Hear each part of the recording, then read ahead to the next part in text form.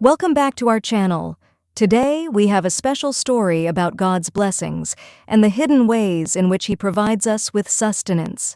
If you're inspired by stories of unexpected blessings in life, be sure to hit the like button, subscribe for more content, and leave a motivational comment below. Let's dive into this story that reminds us all to stay thankful and trust in life's journey. Once upon a time, there was a man named Abu Fahad who went through an incredible journey of faith and sustenance, demonstrating how blessings often come from unexpected places, especially when accompanied by obedience to God, honoring one's parents, and seeking forgiveness. I only had 40 reals left in my pocket, 10 reals to charge my phone, and 30 reals for other necessities, Abu Fahad said. I thought, should I go buy what I need, or should I visit the old house I always pass by wondering if anyone needs help? So I decided to stop by that house. I did not expect to find a little orphan boy, his face full of innocence, holding an empty donation box on the doorstep. Without thinking, I put my last 30 reals in the box and told him, "This is all I have." Then I left, not thinking about anything else. Later, when Abu Fahad returned to his home, he saw a car parked at his door.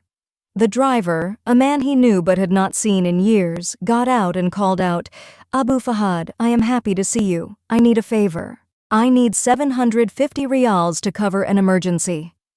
Without thinking twice, Abu Fahad offered the man what he could, and to his surprise, the man handed him a wad of cash. But here was the miracle. The money he returned to him wasn't just 750 reals.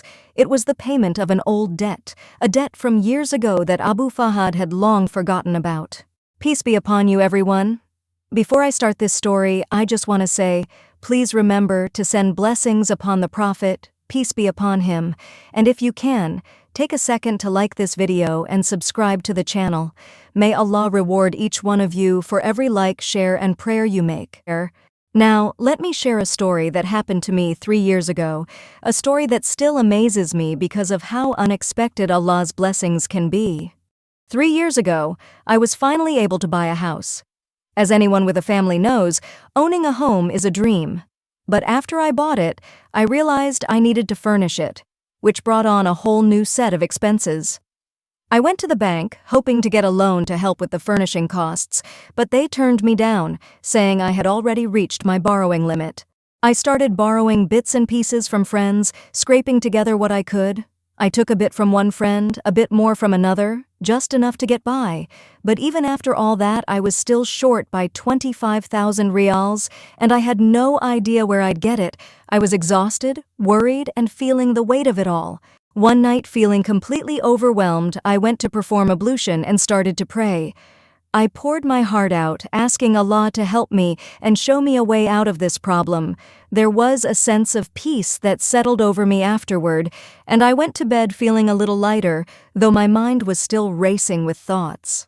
The next morning, I received my salary, but after the bank took its share for the mortgage and various other expenses, I was left with just 6,000 reals. I decided to transfer this amount to my other bank account with Al-Raji, as that's where most of my payments were due. As soon as I made the transfer, I noticed something strange. The 6,000 was still showing in my initial bank account. I checked my Al-Raji account, and the transferred 6,000 reals was already there. Confused but curious, I tried transferring it again, and once again, the balance in my initial account remained the same. I repeated the process multiple times, each time seeing the balance in both accounts stay unchanged, accumulating to 18,000 reals in Al-Raji. At first I thought maybe it was a bank error or just some glitch, but the next day I woke up with the same balances still showing in both accounts. Slowly, I began to feel that this was Allah's way of providing for me, answering the prayer I made that night. I used the extra money to furnish my home, taking care of every pending expense, even covering the 25,000 reals I originally needed. Over the next 4 months, as I continued to pay off the balance that I owed, I never stopped feeling thankful. By the end of it all, every real was accounted for, and I felt completely at peace. Allah had provided for me in ways I could never have imagined. Another story of Allah's provision happened during a family trip. I was driving with my family when we reached a place where my daughters wanted to stop and shop for some clothes. I had just 400 rials on me and wasn't sure how I'd cover everything.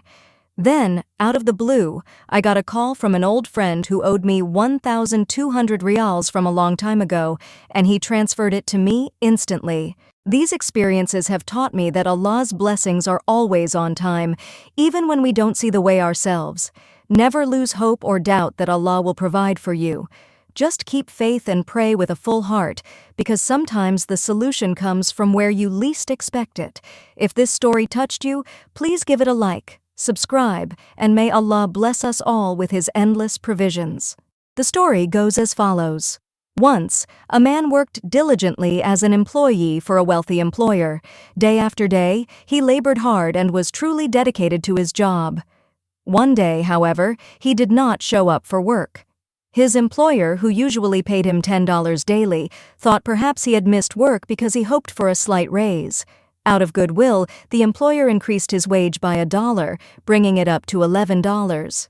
When the man returned to work and received his new wage, he remained silent, neither expressing gratitude nor commenting on the raise. Puzzled, the employer continued to pay him $11 for the next few months, but eventually the employee missed work again. This time, the employer felt a bit frustrated and decided to revert the man's daily wage to the original $10. Yet, even then, the worker did not question the decrease, nor did he complain. Surprised by the man's reaction, the employer eventually asked him, "Why didn't you mention anything when I raised your pay, nor when I reduced it?" The worker responded humbly, "Sir, I know that my sustenance is ultimately in the hands of Allah. The first time I missed work, Allah had blessed me with a newborn child. I understood that the additional dollar was Allah's provision for my child, and you were simply the means by which it came. But in my second absence, I lost my dear mother, whom I supported.